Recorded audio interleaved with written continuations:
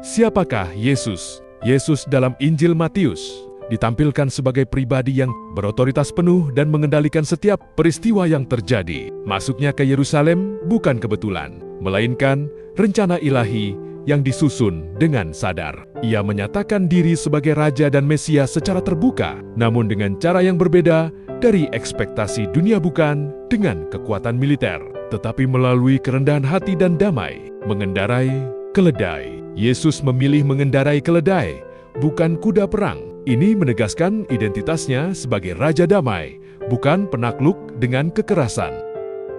Ia datang untuk menaklukkan hati manusia, bukan wilayah kekuasaan. Sikap ini menjadi pelajaran penting bagi para murid, termasuk Petrus, dan juga bagi kita saat ini. Banyak konflik dalam kehidupan muncul karena manusia memilih pendekatan perang, emosi, kemarahan, dan perlawanan alih-alih kesabaran, pengertian, dan kasih. Yesus menunjukkan bahwa kekuatan sejati terletak pada kebijaksanaan dan kelemah lembutan dalam kehidupan sehari-hari, baik dalam keluarga maupun relasi sosial. Masalah tidak diselesaikan dengan kekerasan atau tuduhan, tetapi dengan keterbukaan, pengertian, dan kasih yang membangun. Sikap arif mampu memulihkan relasi dan membawa damai. Penerimaan Sang Raja. Masuknya Yesus ke Yerusalem disambut dengan sukacita besar.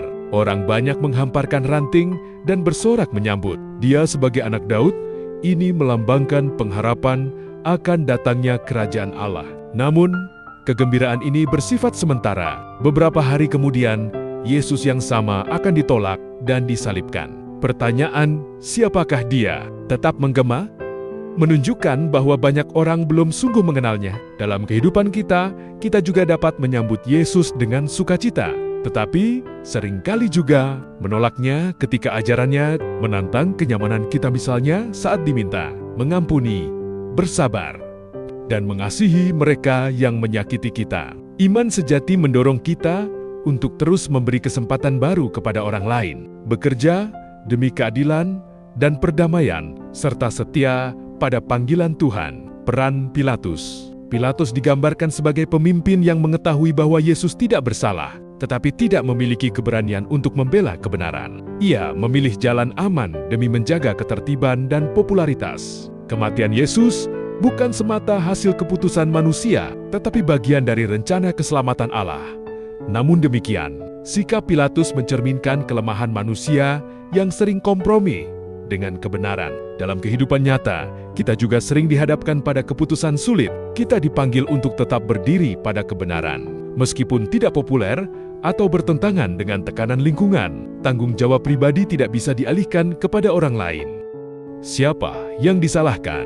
Banyak pihak terlibat dalam penderitaan Yesus. Yudas yang mengkhianati, Petrus yang menyangkal, para pemimpin agama yang iri hati, Pilatus yang lemah, serta orang banyak yang mudah dipengaruhi. Namun, semuanya itu mencerminkan kondisi manusia berdosa. Kita semua mengambil bagian dalam dosa yang membawa Yesus ke salib. Oleh karena itu, fokus utama bukan mencari siapa yang salah, tetapi memahami bahwa kematian Yesus terjadi untuk menyelamatkan semua orang. Refleksi ini mengajak kita untuk melihat diri sendiri dalam peran sebagai orang tua, pemimpin, atau anggota masyarakat. Seringkali kita gagal bertanggung jawab, mengikuti arus, atau mengabaikan kebenaran.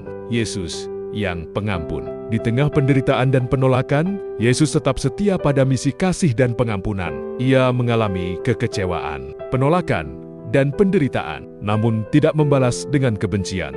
Pengampunan menjadi inti dari pelayanan Yesus. Bahkan dalam penderitaannya, ia tetap menunjukkan kasih Allah yang tidak bersyarat. Ia menerima penderitaan dengan sadar dan sepenuh hati, tanpa menghindar, sebagai bentuk ketaatan total kepada kehendak Bapa. Peristiwa penyaliban menjadi saat penyingkapan identitas Yesus yang sejati. Meskipun dihina dan diejek, justru melalui penderitaan itu kebenaran tentang Dia dinyatakan.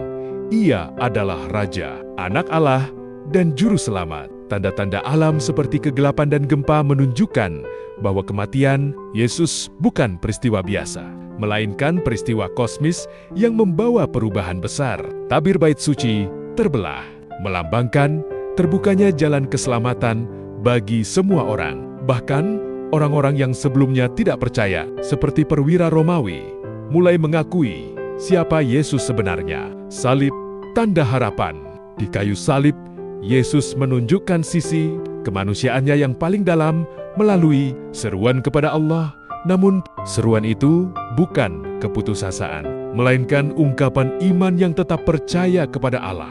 Salib bukan tanda kekalahan, tetapi tanda kasih dan harapan. Yesus memikul dosa manusia dan menunjukkan bahwa kasih lebih kuat daripada kejahatan. Kematiannya bukan membuat kita menjadi orang yang putus asa, tetapi justru memberi pengharapan baru. Ia percaya bahwa kasih akan mengubah hati manusia. Yesus tetap setia sampai akhir, menggabungkan kemuliaan sebagai Raja dan kerendahan hati sebagai hamba. Inilah kebesarannya. Sebagai utusan Allah yang dirayakan dalam Minggu Palma dan digenapi dalam Minggu Sengsara. Selamat Hari Minggu Palma. Tuhan memberkati kita semua dan menuntun kita memasuki Minggu Sengsara dengan iman, pengharapan, dan kasih.